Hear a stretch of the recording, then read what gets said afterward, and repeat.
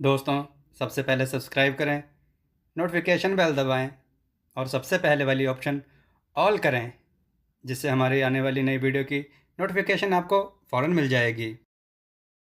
जय श्री राम दोस्तों, आज हम कथा का अगला भाग श्रवण करेंगे।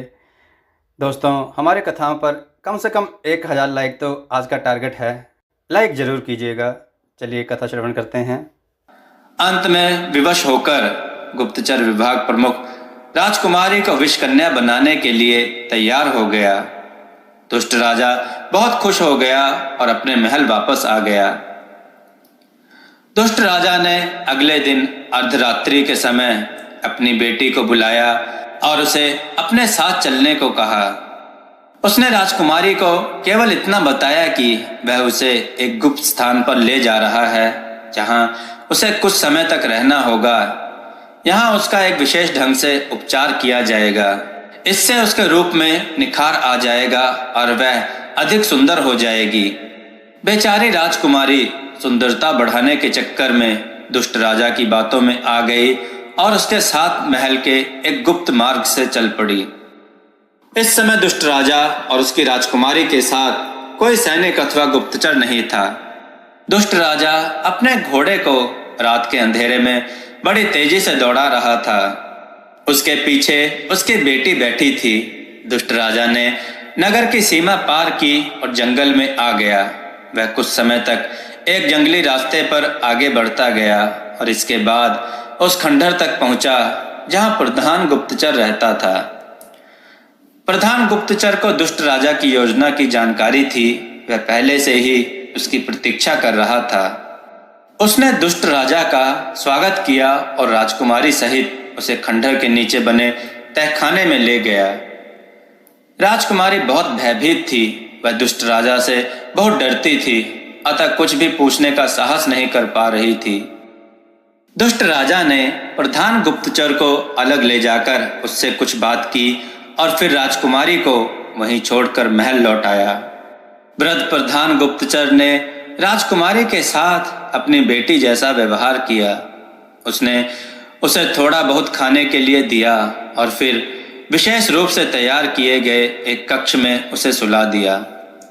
अगले दिन से राजकुमारी को विष कन्या बनाने का काम आरंभ हो गया। उसे सबसे पहले साधारण प्रकार के विष दिए गए। इसके बाद धीरे धीरे तेज असर वाले विष दिए जाने लगे और इनकी मात्रा भी बढ़ती गई। राजकुमारी को आरंभ में विष लेने के बाद बड़ी बेचैनी होती थी। उसके शरीर में आग सी पैदा हो जाती थी और उसे लगता था कि उसका सिर फट जाएगा। कई बार तो उसे विष लेने के बाद उल्टियां भी हुईं, लेकिन धीरे धीरे सब सामान्य होता गया और कुछ समय बाद विष लेना राजकुमारी की आदत बन गई। उसे विष मिलने में थोड़ा सा भी विलंब हो जाता तो वह बेचैन हो उठती। यह सब लगभग 8 माह तक चलता रहा। इसके बाद विष कन्या तैयार करने का दूसरा चरण आरंभ हुआ। राजकुमारी के लिए खतरनाक घातक विष वाले कोबरा सांप मंगवाए गए तथा इनका विष निकालकर उसे दिया जाने लगा। यह क्रम लगभग 2 माह तक चला। राजकुमारी इतनी विषैली हो चुकी थी कि उस पर कोबरा सांप के विष का कोई प्रभाव नहीं पड़ता था। एक दिन एक कोबरा को राजकुमारी के सामने लाया गया।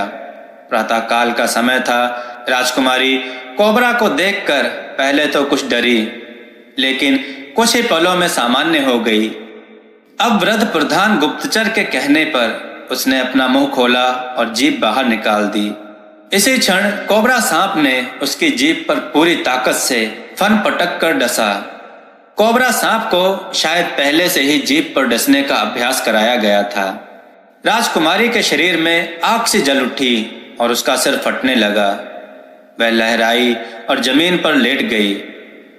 वृद्ध प्रधान गुप्तचर ने उसे एक बिस्तर पर लिटाया और पास खड़ा उसे देखता रहा। राजकुमारी अचेत नहीं थी। वह कोबरा के विष के नशे में थी। आज उसे बहुत आनंद आ रहा था। दुनिया को भयानक दिखाई देने वाला कोबरा उसे बड़ा प्यारा लग रहा था। वह नशे की स्थिति में दोनों आंखें बंद किए कोबरा के साथ खेलती रही। वह कोबरे को पकड़ती, कोबरा उसे काटता, वह कोबरे को छोड़ देती। राजकुमारी यह स्वप्न पूरे दिन और पूरी रात देखती रही। अगले दिन जब राजकुमारी उठी तो वह सामान्य स्थिति में थी। वह स्नान करके वृद्ध प्रधान गुप्तचर के पास पहुंची। वहां कोबरा पहले से मौजूद था। पिछले दिन के समान कोबरा ने राजकुमारी की जीभ पर पुनः डसा। राजकुमारी पहले की तरह नशे में अचेत होकर गिर पड़ी, लेकिन इस बार उस पर कोबरे के विष का कम प्रभाव पड़ा और रात होते होते वह होश में आ गई। कोबरे का विष लेना धीरे धीरे उसकी आदत बन गई। यह क्रम 2 माह तक चलता रहा। इसके बाद राजकुमारी के सौंदर्य वर्धन के प्रयास आरंभ हो गए। उसके लिए तरह तरह की जड़ी बूटियों के लेप तैयार किए गए और मानव रक्त तथा गधे के दूध की व्यवस्था की गई। राजकुमारी को प्रतिदिन पहले जड़ी बूटियों का लेप लगाया जाता था। उसके बाद मानव रक्त से और गधी के दूध से स्नान कराया जाता था। अतः अंत में कोबरे से डसवा कर सुला दिया जाता था। राजकुमारी पर अब कोबरे के विष का अधिक प्रभाव नहीं पड़ता था। वह 1-2 घंटे कोबरे के विष के नशे में रहती थी और फिर सामान्य हो जाती थी। कुछ ही समय में यह स्थिति भी समाप्त हो गई और राजकुमारी कोबरे के साथ इस प्रकार खेलने लगी मानो वह बच्चों का खिलौना हो। राजकुमारी को खंडहर के नीचे बने आरामदायक तहखाने में रहते रहते लगभग 1 वर्ष हो चुका था। इस मध्य उसे विष लेने के साथ साथ ही और भी बहुत कुछ सिखाया गया। उसे संगीत, गायन और नृत्य की शिक्षा दी गई। मदिरापान का भी अभ्यास कराया गया। इसके साथ ही उसे पुरुषों को सम्मोहित करने की कला का भी प्रशिक्षण दिया गया। इन सब चीजों ने राजकुमारी का पूरा जीवन ही बदल दिया। राजकुमारी अब पहले जैसी राजकुमारी नहीं रह गई थी। अब उसका रूप और सौंदर्य पहले से कई गुना बढ़ गया था तथा उसकी आंखों में गजब की सम्मोहन शक्ति पैदा हो गई थी। राजकुमारी की सुंदर आंखें इस प्रकार की हो गई थी कि यदि कोई उसकी आंखों में आंखें डाल देता तो फिर अपनी आंखें हटा ही नहीं सकता था। इतना ही नहीं, राजकुमारी की आंखों की सम्मोहन शक्ति इतनी प्रबल थी कि वह अपनी सम्मोहन शक्ति के बल पर धीरे धीरे सामने वाले व्यक्ति को नियंत्रित कर सकती थी। एक दिन राजकुमारी वृद्ध प्रधान गुप्तचर के कक्ष में बैठी कोबरे के विष की प्रतीक्षा कर रही थी। कोबरे को लाने में विलंब के कारण वह कुछ अशांत सी दिखाई दे रही थी। एक कोबरा सांप की कुछ दिन पहले मृत्यु हो गई थी तथा दूसरा कोबरा कुछ सुस्त दिखाई दे रहा था।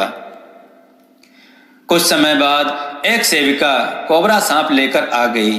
कोबरे को थैली से बाहर निकाला गया तथा राजकुमारी के मुंह के पास लाया गया। राजकुमारी ने कोबरे को देखते ही अपना मुंह खोल दिया और जीभ बाहर निकाल ली। कोबरे ने राजकुमारी की ओर देखा। राजकुमारी की सांसें कोबरे के फन से टकराईं और कोबरे ने अपना फन पीछे कर लिया। उसे देखकर ऐसा लग रहा था मानो वह राजकुमारी से भयभीत हो। इधर समय पर राजकुमारी को विष न मिलने के कारण उसकी बेचैनी बढ़ती जा रही थी। वृद्ध प्रधान गुप्तचर और सेविका, जो कि स्वयं एक विषकन्या थी, ने कोबरे को उत्तेजित करने का बहुत प्रयास किया, किंतु कोबरा टस से मस नहीं हुआ और उसने अपना फन नीचे कर लिया तथा भागने लगा। कोबरे को भागता देखकर राजकुमारी की बेचैनी क्रोध में बदल गई। उसने दोनों हाथ बढ़ाकर कोबरे को पकड़ा और चबा डाला। एक आश्चर्य हुआ, कोबरा तड़पा और मर गया।